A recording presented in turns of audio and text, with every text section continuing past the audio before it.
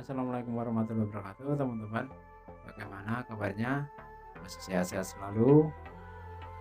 Masih semangat? Oke, pada pertemuan kali ini kita akan belajar TIK kembali. Sebelumnya, silakan disiapkan alat tulis dan buku paketnya. Dan jangan lupa baca basmalah dulu bersama-sama. Bismillahirrahmanirrahim. Ya, kita. Ya, program pengolah kata yang kita pelajari adalah Microsoft Office Word yang biasanya berjalan di operasi sistem Windows. Ada Windows XP, Windows 7, kemudian Windows 8 dan Windows 10. Seperti di laptop teman-teman di rumah. Kemudian yang kedua ada operasi sistem Linux, biasanya menggunakan Open Office Writer. Sama fungsinya untuk mengolah kata. Kemudian fungsi program pengolah kata itu sendiri banyak sekali ya teman-teman. Bisa untuk menulis surat, membuat karangan, membuat jadwal, menulis puisi atau cerpen, dan masih banyak lagi. Pada pertemuan kali ini mungkin teman-teman di kelas 4 sudah belajar membuka dan menyimpan dokumen. Nah, untuk kali ini kita akan lebih memperdalam lagi dan mengingatnya kembali. Ya, sebelum masuk ke pembelajaran, kita akan sedikit review atau kita mengenal jendela atau tampilan MS Word ya. Yang pertama ada title bar atau baris judul, itu digunakan untuk menampilkan nama file yang sedang aktif. Letaknya di paling atas. Di sana ada dokumen 1 Microsoft Word. Jadi title bar itu jika teman-teman membuat dokumen kemudian menyimpannya dengan nama file, pasti namanya akan tertera di title bar dan program apa yang baru dibuka. Kemudian yang kedua ada menu bar. Menu bar itu adalah barisan menu yang berisi suatu perintah. Ada menu file, ada menu home, menu insert, menu back layout, dan banyak lagi. Kemudian yang ketiga ada toolbar. Sekumpulan icon yang berisi perintah. Apa itu icon, teman-teman masih ingat apa tidak? Icon adalah gambar kecil atau lambang yang mempunyai suatu perintah. Ya, di setiap menu ikonnya pasti berbeda-beda. Dan pertanyaannya, kenapa icon tidak ditampilkan semua pada jendela MS Word, teman-teman? Ya, karena jika ditampilkan semua, maka akan penuh. Ya. Jadi tampilan jendelanya akan penuh dengan icon. Yang pertama, yang kedua, kalau ditampilkan semua nanti banyak sekali teman-teman.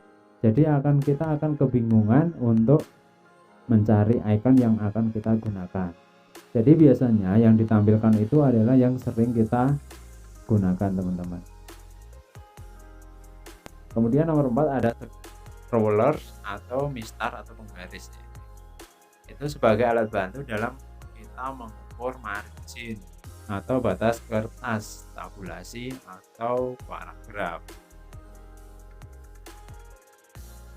Kemudian nomor 5 ada scroller.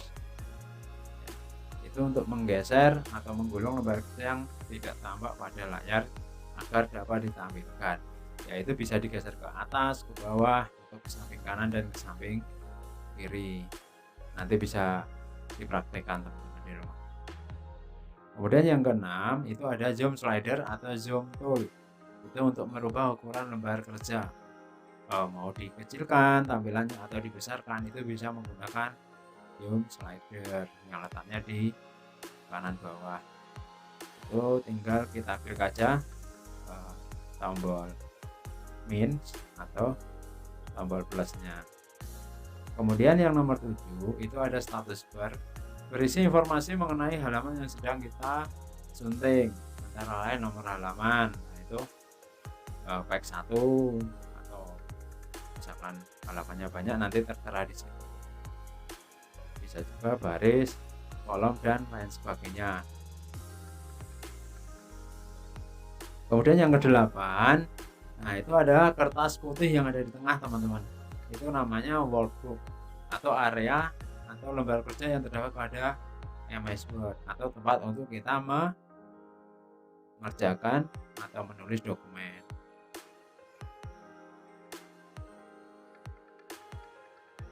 Langsung masuk ke pembelajaran kita, teman-teman, yaitu membuka dokumen. Membuka dokumen itu ada dua cara. Ada membuka dokumen baru, ada membuka dokumen lama. Yang pertama adalah membuka dokumen baru.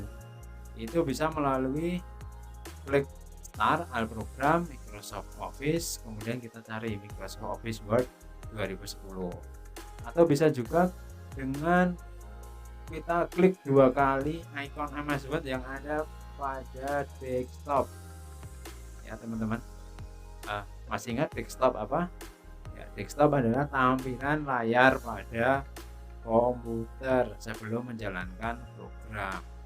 Ya, disitu kan banyak sekali icon-iconnya ya. Kemudian yang selanjutnya bisa melalui menu file, kemudian klik icon new, teman-teman. Nah, ikonnya ada di samping kanan tuh, gambarnya seperti itu. Atau juga bisa melalui kombinasi keyboard Ctrl plus N. Kita kemarin kan sudah belajar kombinasi keyboard, nanti kita bisa praktekkan. Kemudian yang kedua yaitu membuka dokumen lama. Biasanya kalau untuk buka dokumen lama, mungkin kita akan mengubah, menambahi atau mengurangi isi dokumen tersebut. Kan kita tambahi ketikanya atau kita kurangi ya. Jadi bisa melalui klik menu file, kemudian open, kemudian cari di mana dokumen pernah disimpan. Ya, bisa di D, bisa di E, atau bisa di dokumen gitu ya. Teman-teman masih ingat nggak tempat untuk menyimpan dokumen? Ya, namanya adalah folder. Jadi folder itu bisa diibaratkan map, kayak map. Jadi kita bisa menyimpan dokumen di map tersebut, namanya folder. Atau bisa juga dengan kombinasi keyboard Ctrl plus O. Jadi selain bisa dengan perintah pada menu, juga bisa kombinasi keyboard. Kemudian menyimpan dokumen sama, yang pertama ada menyimpan dokumen baru, artinya belum pernah disimpan sebelumnya, atau menyimpan dengan nama yang baru. Caranya adalah klik menu file, kemudian save as, kemudian cari di mana dokumen akan disimpan, dan jangan lupa diberi nama dokumennya, teman-teman, supaya kita lebih gampang, lebih enak untuk mencarinya. Atau bisa juga dengan tombol F12 pada keyboard. Selanjutnya adalah menyimpan dokumen lama yang nomor 2. Artinya sudah pernah disimpan sebelumnya. Misalkan kita mengetik, ketikannya kita tambahin atau menyimpan